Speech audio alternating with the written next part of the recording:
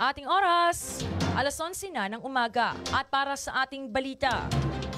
Hinimok ni Pampanga 3rd District Representative Aurelio Dong Gonzales Jr. ang Philippine National Police o PNP na dagdagan ang police visibility sa Pampanga, partikular sa kanyang distrito matapos makatanggap ng banta sa buhay ang barangay chairman ng San Agustin, siyudad ng San Fernando. Ibinahagi po ni Gonzales na nakatanggap si Barangay San Agustin Chairman Amando Santos ng selyadong sobre na naglalaman ng larawan niya at ng kanyang asawa kung saan may naka-X na marka sa kanyang mukha kasamang isang numero ng telepono. Ayon kay Gonzales, agad nitong iniulat ang insidente kay PNP Chief General Romel Marbil upang ito ay aksyonan. Ani Gonzales, hindi nito pinahihintulutan sa probinsya, lalong-lalo na sa syudad ng San Fernando ang mga ganitong pagbabanta.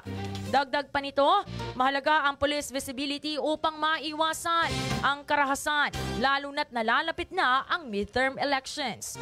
Binanggit din ito na hindi bago sa kanyang distrito ang ganito pong mga banta dahil nakaranas rin ito ng kaparehong insidente noong taong 2013. Nagpaalala din si Gonzales na dapat manaig ang respeto sa desisyon ng mga mamamayan kung sino ang nais nilang iboto. Yan ang balita sa oras na to, hatid po sa atin ng Fanside Dinangan sa Candaba. Mula po dito kung saan lagi kayong kasama ang 103.1 Newsline Central Luzon. Ito po si CJ Peñaflor. Kasama ka, ikaw ang bida.